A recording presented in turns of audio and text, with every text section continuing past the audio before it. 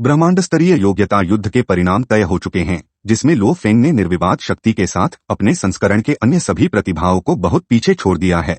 लेकिन अन्य प्रतिभाओं की वास्तविक युद्ध शक्ति क्या है? लो फेंग और फेई तुओ के बीच सबसे शक्तिशाली कौन है? और नई प्रस्तुत की गई पात्रों की शक्ति चार्ट पर क्या रैंकिंग है?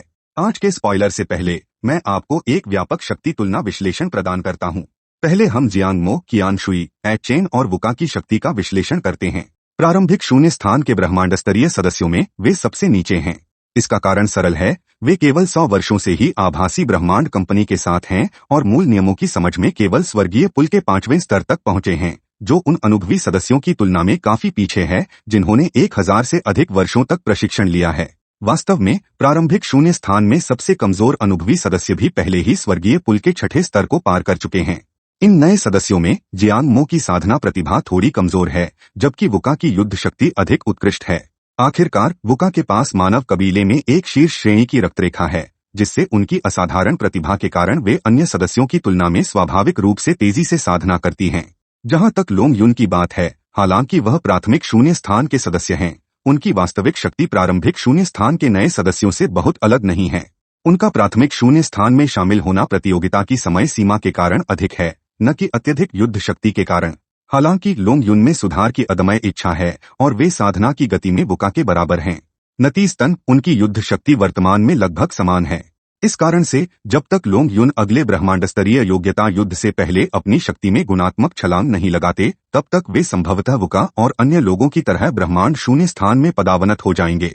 हालांकि लोंग जुन पहले ही स्वर्गीय पुल के 6ठे स्तर को पार कर चुके हैं, जिससे स्पष्ट रूप से वे लोंग युन और अन्य से अधिक शक्तिशाली हैं। एक युद्ध प्रकार योद्धा के रूप में भले ही उन्होंने केवल 100 वर्षों से थोड़ा अधिक समय तक प्रशिक्षण लिया हो, उनकी युद्ध कौशल उन अनुभवी सदस्यों के बराबर हैं जिन्होंने कम से कम 1000 वर्षों तक अभ्यास किया है। 30 अनुभवी सदस्यों में रोंग जुन का प्रदर्शन औसत स्तर तक पहुंच चुका है और शीर्ष 20 में उनकी रैंकिंग पहले से ही एक नए सदस्य के लिए एक उल्लेखनीय उपलब्धि है। क्या आप उत्सुक हैं कि रोंग जुन, जिनकी शक्ति और साधना प्रतिभा बोलान और लो फेंग से कम है, को केवल ब्रह्मांड स्तर तक पहुंचने पर एक यांग मुलिया आलम समता द्वारा शिष्य के रूप में क्यों स्वीकार किया गया? इसका कारण उनका स्वरूप और आभा है, जो विशाल कुल्हाड़ी डोजो के संस्थापक से बहुत मेल खाती है। एक सच्चे देवता के वंशज के रूप में जिनकी असाधारण प्रतिभा है, यदि वे गिरते नहीं हैं तो उनका भविष्य अवश्य ही उल्लेखनीय होगा। जहां तक बोलान की बात है, हालांकि वे योग्यता युद्ध में लो फेंग से हार गए और प्रारंभिक शून्य स्थान में पदावनत हो गए, वे पहले ही स्वर्गीय पुल के 7वें स्तर को पार कर चुके हैं। अपनी शक्ति के साथ वे प्रारंभिक शून्य स्थान के शीर्ष 3 में रैंक कर सकते हैं। वास्तव में कानूनों की समझ के मामले में लो फेंग खुद मानते हैं कि वे वर्तमान में बोलान से बेहतर नहीं हैं। यही कारण है कि योग्यता युद्ध में लो फेंग केवल कानूनों की अपनी समझ से बोलान को हरा नहीं सके और यहाँ तक कि वे असहाय स्थिति में भी थे। हालांकि जब लो फेंग ने मानसिक ऊर्जा विस्तार की गुप्त तकनीक का उपयोग किया तो वे स्थिति को जल्दी से पलटने में सक्षम हो गए। मैं बाद में इसका कारण समझाऊंगा। मान लीजिए कि लो फेंग ने डोमेन मास्टर स्तर पर ब्रेकथ्रू नहीं किया। उनकी वर्तमान शक्ति के आधार पर जब तक वे मानसिक ऊर्जा विस्तार की गुप्त तकनीक का उपयोग नहीं करते, वे प्राथमिक शून्य स्थान के ब्रह्मांड स्तरीय सदस्यों में पहले स्थान पर नहीं आ सकते। इसका कारण यह है कि यद्यपि उन्होंने प्राथमिक शून्य स्थान में शामिल होने के बाद से 50 वर्षों तक साधना की है, मूल नियमों की उनकी समझ अभी भी स्वर्गीय पुल के 7वें स्तर के चरम पर है और 8वें स्तर तक पहुंचने में काफी समय लगेगा। इस बीच फेई तुओ पहले ही स्वर्गीय पुल के 8वें स्तर को पार कर चुकी हैं, जिससे वे ब्रह्मांड स्तरीय सदस्यों में सबसे शक्तिशाली प्रतिभा हैं। इसलिए जब तक वे मानसिक ऊर्जा विस्तार की शक्तिशाली गुप्त तकनीक पर निर्भर नहीं करते, लो फेंग फेई तुओ को हरा नहीं सकते। क्या आप उत्सुक हैं कि हांग उनकी तुलना में कहां रैंक करेंगे? हालांकि हांग ने किंग इल्यूजन स्पिरिट द्वारा सेट किए गए भ्रम को सफलतापूर्वक पार किया और विशाल कुल्हाड़ी डोजो के एलीट प्रशिक्षण शिविर में शामिल हुआ, वह कोर सदस्यों की तरह स्वतंत्र रूप से पोषक कक्ष प्राप्त नहीं कर सकता, इसलिए उसकी शारीरिक गुणसूत्र उसके स्तर के लिए उच्चतम रैंक तक विकसित नहीं हो सकते। इसलिए ब्रह्मांडीय ऊर्जा के सामान्य अवशोषण के आधार पर लगभग 200 वर्षों की साधना के बाद उसकी रैंक ब्रह्मांड स्तरीय में मध्य स्तर पर हो सकती है। यदि हम मान लें कि हांग ने ब्रह्मांड स्तरीय के 9वें स्तर तक पहुंच लिया है, तो आभासी ब्रह्मांड कंपनी के कोर सदस्यों के मुकाबले यदि उसे कोर सदस्यों के सबसे निचले स्तर अंतिम काल शून्य स्थान में रखा जाए तो वह अभी भी सबसे नीचे रैंक करेगा। आखिरकार हालांकि मानसिक ऊर्जा मास्टर जो भ्रम में माहिर हैं, हांग को प्रभावित नहीं कर सकते, कोर सदस्य आसानी से अपनी मानसिक हथियारों के साथ उसे हरा सकते हैं। हालांकि हांग में एक मजबूत इच्छा शक्ति है और वह एक एलीट बन चुका है, फिर भी उसके और कोर सदस्यों के बीच एक अंतर है। बेशक हांग की धीमी प्रशिक्षण प्रगति का मुख्य कारण पर्याप्त संसाधनों और बेहतर वातावरण की कमी है। शून्य स्थान या ब्रह्मांड के गुप्त क्षेत्रों में मूल नियम तत्व अधिक संकेंद्रित होते हैं, जो हांग को कानूनों को समझने में बहुत तेजी से मदद कर सकते हैं। हालांकि अन्य ग्रहों पर प्रशिक्षण इस गति से मेल नहीं खा सकता।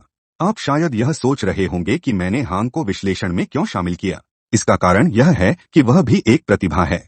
क्या आप वह मिराज सी याद करते हैं जिसे लो फेंग ने पार किया था? लो फेंग की उपलब्धि ने आभासी ब्रह्मांड कंपनी के उच्च अधिकारियों को चौंका दिया और उन्होंने उस पर ध्यान देना शुरू कर दिया। जब हांग ने मिराज सी पार किया तो विशाल कुल्हाड़ी डोजो के उच्च अधिकारियों को आश्चर्य हुआ। न केवल उन्होंने हांग के बारे में समाचारों को रोक दिया, बल्कि उन्होंने उसे एक सच्चे देवता का नामांकित शिष्य और एक ब्रह्मांड मास्टर का शिष्य बना दिया, जिससे उसकी स्थिति तुरंत लो फेंग से ऊपर उठ गई। आप शायद सोच रहे होंगे, चूंकि उन्होंने हांग को शिष्य के रूप में स्वीकार करना चाहा, तो क्यों न उसे नामांकित शिष्य के बजाय एक आधिकारिक शिष्य बना दिया। इसका मुख्य कारण यह था कि वे विशाल कुल्हाड़ी डोजो के अन्य उच्च स्तर के सदस्यों में असंतोष नहीं उत्पन्न करना चाहते थे, जो यह महसूस कर सकते थे कि हांग इस पद के योग्य नहीं है। साथ ही यह हांग के लिए एक परीक्षा भी थी। मूल ब्रह्मांड में सबसे शक्तिशाली प्राणियों के लिए यदि हांग अनंत बनने की बुनियादी आवश्यकताओं को पूरा नहीं करता है, तो वह एक सच्चे देवता का शिष्य बनने के योग्य नहीं होगा। यह उल्लेखनीय है कि हांग की प्रतिभा सभी मनुष्यों में शायद शीर्ष 10 में आती है। इसके बावजूद अनंत सच्चे देवता बनने के लिए उसकी सफलता की संभावना अभी भी काफी कम है। मूल महाद्वीप के मजबूत प्राणियों की तुलना में हांग की प्रतिभा को सामान्य माना जा सकता है, यहाँ तक कि नगण्य भी। उसका और लो फेंग के बीच का अंतर एक गहरी खाई जैसा है, क्योंकि लो फेंग पूरे मूल संसार में सबसे उच्च साधना प्रतिभा वाला व्यक्ति है। अब हांग की प्रेमिका जी किंग के बारे में क्या? हालांकि ब्रह्मांड भाड़े की सेना के कोर सदस्य आभासी ब्रह्मांड कंपनी और विशाल कुल्हाड़ी डोजो के कोर सदस्यों की प्रसिद्धि और स्थिति के बराबर नहीं है, उनकी शक्ति कम नहीं है। वह स्टेलर स्तर पर किंग इल्यूजन स्पिरिट की शिष्य बनी और आभासी ब्रह्मांड भाड़े की सेना के कोर सदस्य के रूप में सफलतापूर्वक अवशोषित हो गई, जो उनकी प्रतिभा को बोलान के बराबर साबित करता है। यदि वह ब्रह्मांड स्तरीय पर होती तो इसमें कोई संदेह नहीं है कि उनकी शक्ति आभासी ब्रह्मांड कंपनी के प्रारंभिक शून्य स्थान के शीर्ष 3 सदस्यों के बराबर होती या यहाँ तक कि प्रारंभिक शून्य स्थान के सदस्यों से भी आगे होती। हालांकि निर्माण टीम ने जी किंग के लिए एक जीवन कोर डिजाइन किया है, जिसका मतलब है कि उनका वर्तमान स्तर डोमेन मास्टर है, जो उपन्यास के विवरण से भिन्न है। यदि उनका प्रशिक्षण समय रोंग जुन वुका और अन्य के समान होता, तो उनकी शक्ति शायद आभासी ब्रह्मांड कंपनी के प्रारंभिक शून्य स्थान के मध्य या निचले स्तर के सदस्यों के करीब होती।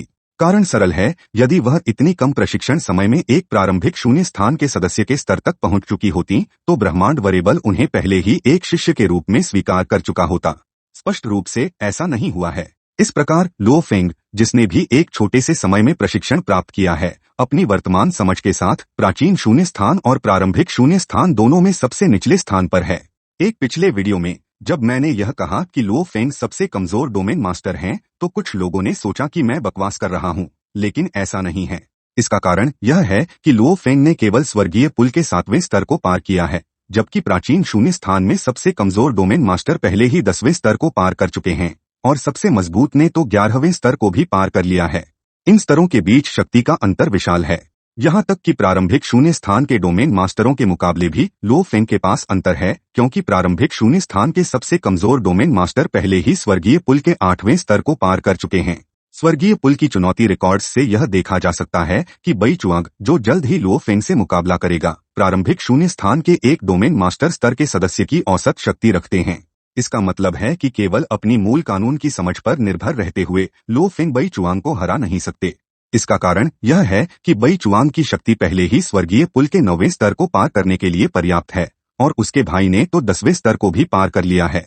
7वें और 9वें स्तर के बीच का अंतर महत्वपूर्ण है, इसलिए जब लो फेंग बई चुआंग से लड़ेगा तो उसे अपनी आध्यात्मिक ऊर्जा को 3000 गुना बढ़ाकर 9वें स्तर की शक्ति तक पहुंचने के लिए जल्दी से सक्रिय करना होगा। हालांकि यान शेन अस्त्र, जो गोल्डन हॉर्न क्लान से उत्पन्न हुआ है, मानवों से कहीं अधिक दक्षता के साथ यान शेन अस्त्र का उपयोग करता है। इसलिए बई चुआंग, जो यान शेन अस्त्र का उपयोग कर रहा है, के पास एक लाभ है, और वह युद्ध को नियंत्रित करता है। जब लो फेंग ने देखा कि जीत संभव नहीं है, तो उसने तुरंत गोल्डन हॉर्न बीस्ट की अद्वितीय गुप्त तकनीक का उपयोग किया अपनी चेतना को बढ़ाने के लिए, जबकि एक साथ ही रक्त नदी की शक्ति का उपयोग किया ताकि मूल कानून के साथ सामंजस्य बढ़ सके, और तुरंत अपनी शक्ति को स्वर्गीय पुल के 9वें स्तर के शिखर तक पहुंचा दिया। इस परिवर्तन ने स्थिति को अचानक पलट दिया और लो फेंग के हमले बई चुआंग के मुकाबले मजबूत और घातक हो गए। हालांकि क्योंकि उसकी शक्ति बहुत अधिक थी और लो फेंग के पास पूर्ण दमन नहीं था, उसके हमले समय पर वापस नहीं लिए जा सके। अगर वृद्ध सी फानची ने बई चुआंग की रक्षा के लिए हस्तक्षेप नहीं किया होता तो बई चुआंग को लो फेंग के हमले से मारा जाता और वहीं पर उसकी मृत्यु हो जाती। जैसा कि हम देख सकते हैं, हालांकि स्वर्गीय पुल की चुनौती रिकॉर्ड्स में केवल एक स्तर का अंतर दिखाई देता है, वास्तविक शक्ति का अंतर विशाल है। आखिरकार लो फेंग और बई चुआंग के बीच युद्ध से यह स्पष्ट है कि सामान्य 9वें स्तर की शक्ति और 9वें स्तर के शिखर की शक्ति के बीच अंतर स्पष्ट है। इसलिए जब लो फेंग बई चुआंग के भाई का सामना करेगा तो उसकी जीत की संभावना लगभग नहीं है और वह एक भारी पराजय का सामना कर सकता है। इसी प्रकार प्राचीन शून्य स्थान के डोमेन मास्टर स्तर के सदस्य के बीच लो फेंग निस्संदेह सबसे कमजोर है और प्रारंभिक शून्य स्थान में शीर्ष 3 में भी उसे स्थान मिलना मुश्किल होगा। क्या आप मोशा क्लान क्लोन और गोल्डन हॉर्न बीस्ट दोनों के बीच मुकाबला शक्ति की तुलना करना चाहते हैं, जो दोनों डोमेन मास्टर स्तर 9 पर हैं? चलिए पहले मोशा क्लान क्लोन के बारे में चर्चा करते हैं। यह समझना महत्वपूर्ण है कि चाहे कोई भी क्लोन हो, उनकी चेतना आपस में जुड़ी होती है और यह मूल रूप से लो फेंग की चेतना है। इसका मतलब है कि न केवल वे समान स्तर का ज्ञान साझा करते हैं, बल्कि उनके मूल कानूनों की समझ भी बिल्कुल एक जैसी होती है। परिणामस्वरूप मूल कानूनों की समझ के मामले में मोशा क्लान क्लोन केवल स्वर्गीय पुल के 7वें स्तर के शिखर पर है। हालांकि मानव शरीर से अलग मोशा क्लान का क्रिस्टल कोर गुप्त अभिलेखों से युक्त होता है, जो इसे अंतरिक्ष के मूल कानून के साथ बेहतर ढंग से विलय करने की अनुमति देता है। हालांकि इसका समझने का स्तर 7वें स्तर पर ही रहता है, यह लगभग 9वें स्तर के शिखर या 10वें स्तर के समान प्रभाव डाल सकता है। यह उल्लेखनीय है कि स्वर्गीय पुल के लिए कानूनों की समझ की परीक्षाओं में हर 3 स्तरों में एक गुणात्मक परिवर्तन की आवश्यकता होती है ताकि सफलता से आगे बढ़ सकें। इसलिए हालांकि मोशा क्लान क्लोन अंतरिक्ष कानून के लाभों का बेहतर उपयोग कर सकता है, उसकी समग्र शक्ति मानव शरीर से अधिक नहीं है। आखिरकार मोशा क्लान क्लोन आध्यात्मिक ऊर्जा वृद्धि या रक्त नदी शक्ति पर निर्भर नहीं हो सकता। इसका एकमात्र लाभ युद्ध में उसका विस्फोटक शक्ति है, जो उसे अद्वितीय गति और लचीलापन प्रदान करता है। इसके अलावा मोशा क्लान को अंतरिक्ष के मूल कानून द्वारा भी पसंद किया जाता है। हालांकि वे दोनों डोमेन मास्टर स्तर 9 पर हैं, गोल्डन हॉर्न बीस्ट जिसे उच्चतम रक्तरेखा प्राप्त है, सभी अन्य क्लोनों में सबसे मजबूत क्लोन है। मानव शरीर के समान गोल्डन हॉर्न बीस्ट एक मांस और रक्त जीवन रूप है जो वृद्धि गुप्त तकनीकों का उपयोग कर सकता है और कुछ पहलुओं में यह मानव शरीर से भी अधिक शक्तिशाली हो सकता है। इसका विशेष लाभ यह है कि यह दुनिया का देवता नामक एक गुप्त तकनीक का उपयोग कर सकता है जो तुरंत इसकी शारीरिक विशेषताओं को बढ़ाता है। इसके अतिरिक्त सौरक्त नदी क्रिस्टल से प्राप्त शक्ति सुनहरे सींग वाले प्राणी को शक्ति में गुणात्मक कूद करने की अनुमति देती है, जिससे वह स्वर्गीय पुल के 10वें स्तर तक पहुंच जाता है या यहाँ तक कि 11वें स्तर के पास पहुंच सकता है। इससे सुनहरा सींग वाला प्राणी प्राचीन शून्य अंतरिक्ष के डोमेन मास्टर स्तर के सदस्य में शीर्ष 3 में स्थान पाता है। बेशक यह मुख्य रूप से इस कारण है कि लो फेंग ने उन पुराने सदस्य से कम समय तक प्रशिक्षण लिया है जिन्होंने 10,000 वर्षों से अधिक समय तक प्रशिक्षण लिया है। अन्यथा सुनहरा सींग वाला प्राणी निश्चित रूप से शीर्ष स्थान पर होता।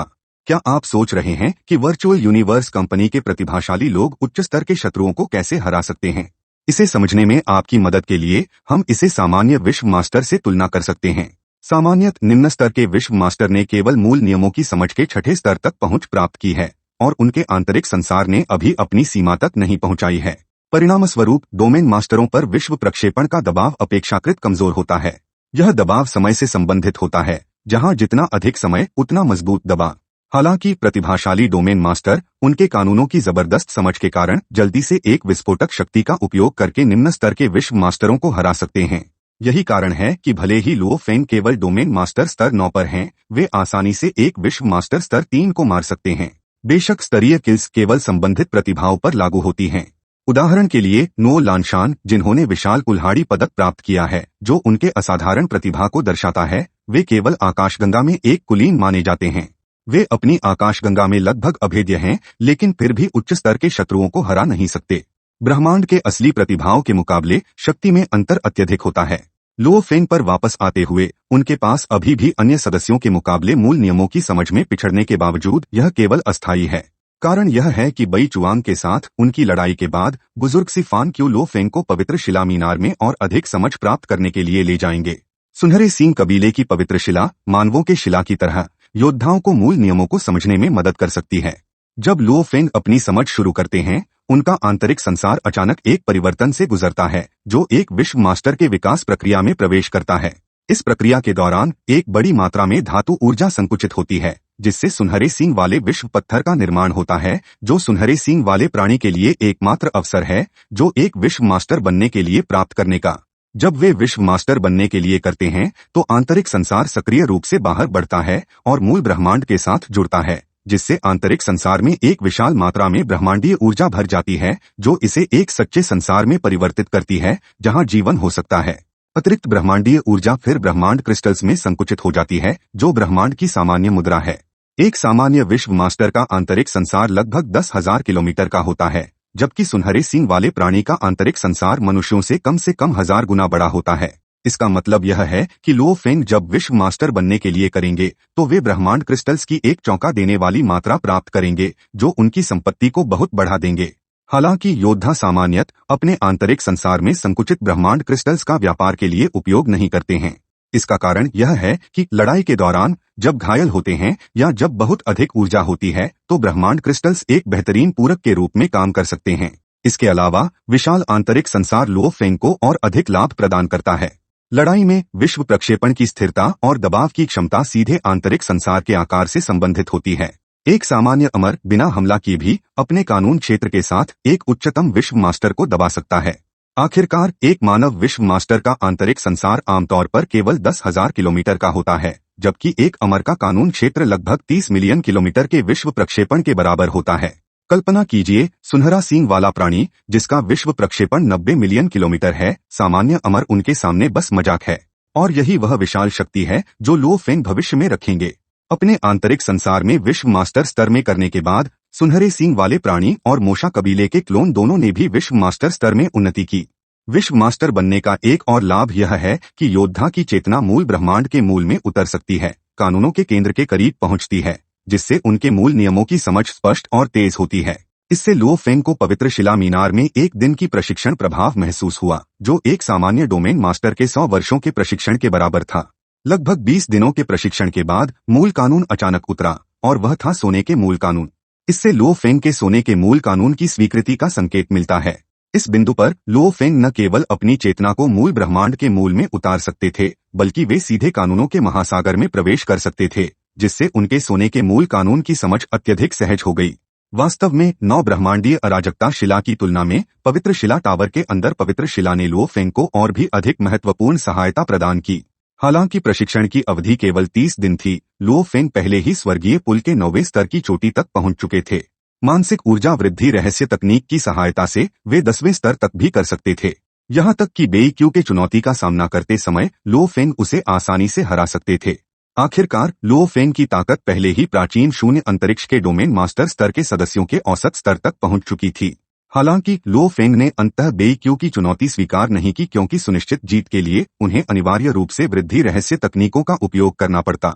इससे उनकी ताकत में अचानक वृद्धि हो जाती, जिसे समझाना मुश्किल होता, और यह वर्चुअल यूनिवर्स कंपनी के उच्च अधिकारियों का ध्यान आकर्षित करता। वास्तव में मानसिक ऊर्जा वृद्धि और रक्त नदी शक्ति के बावजूद लो फेंग अभी भी बेईक्यू को हराने के लिए पर्याप्त शक्तिशाली नहीं थे। यदि ज़िर्गक्वीन ने यह पाया कि लो फेंग की युद्ध शक्ति इतनी कम अवधि में कम से कम 2 स्तर बढ़ गई है, तो वे निश्चित रूप से किसी भी कीमत पर एक हत्या का प्रयास करेंगी। इसलिए लो फेंग ने स्वर्गीय पुल को चुनौती देने में जल्दबाजी नहीं की। आखिरकार तीव्र प्रगति और ध्यान योग्य ताकत हमेशा अच्छे संकेत नहीं होते। हालांकि पूर्वावलोकन से यह स्पष्ट है कि उत्पादन टीम ने एक बार फिर से कहानी की श्रेणी का क्रम समायोजित किया है। मूल कथानक में लो फेंग पहले पवित्र शिला के अपने अध्ययन के दौरान विश्व मास्टर स्तर तक पहुंचते, फिर प्रशिक्षण के दौरान सोने के मूल नियम से स्वीकृति प्राप्त करते। इसके बाद लो फेंग सोने के सींग जनजाति के वरिष्ठ बुजुर्ग द्वारा उपहार में दी गई एक रहस्यमय पुस्तक को पढ़ने का निर्णय लेते। वरिष्ठ बुजुर्ग से विदाई लेने के बाद लो फेंग सोने के सींग जनजाति के एक अन्य पवित्र स्थल का दौरा करेंगे, ताकि वे पशु देवता की मूर्ति का अध्ययन करें और अपना प्रशिक्षण जारी रखें। इन 2 विभिन्न स्तरों की प्रशिक्षण प्रक्रियाओं को उत्पादन टीम द्वारा मिलाया जा सकता है। एपिसोड 160 के पूर्वावलोकन के अनुसार लो फेंग और बेई चुआंग के बीच युद्ध के अलावा एक और दृश्य है जहां लो फेंग सोने के सींग जनजाति के वरिष्ठ बुजुर्ग से मिलता है। इसलिए कथानक को इस तरह से समायोजित किया जा सकता है कि लो फेंग अंततः वरिष्ठ बुजुर्ग की चुनौती स्वीकार करने के बाद बेई चुआंग को हरा देते हैं। सोने के सींग जनजाति के वरिष्ठ बुजुर्ग के लिए उनके तेज दृष्टिकोण एक ब्रह्मांडीय सम्मानित के रूप में आसानी से लो फेंग की प्रशिक्षण आयु का पता लगा सकते थे। 300 वर्ष से कम आयु के बावजूद लो फेंग ने बेई चुआंग को हराया, जो उनकी जनजाति के शीर्ष 10 प्रतिभाओं में से एक था। यह निस्संदेह एक असाधारण उपलब्धि है, जो यह संकेत देती है कि लो फेंग की क्षमता विशाल है। इसलिए सोने के सींग जनजाति के भविष्य के विकास को सुनिश्चित करने के लिए लो फेंग को रहस्यमय पुस्तक पढ़ने और पवित्र शिला का अध्ययन करने का अवसर प्रदान करना न केवल लो फेंग के साथ जनजाति के संबंधों को गहरा करता है, बल्कि जनजाति के भविष्य के लिए और भी लाभ लाता है। एक बार जब लो फेंग मानव जनजाति के वरिष्ठ सदस्य बन जाएंगे, तो वे निश्चित रूप से इन उपकारों को याद करेंगे, जिससे सोने के सींग जनजाति के लिए और अधिक अवसर आएंगे। जहां तक इन नए अमर पात्रों की शक्ति रैंकिंग की बात है, कृपया मुझे अगली वीडियो में इसका विस्तृत विश्लेषण करने का अवसर दें। मैं ज़िर्ग जनजाति द्वारा सोने के सींग जनजाति में लगाए गए जासूस का भी खुलासा करूंगा। बने रहिए। यहाँ तक कि इस वीडियो के लिए बस इतना ही। इस वीडियो को देखने के लिए धन्यवाद। आपको एक अद्भुत दिन की शुभकामनाएं।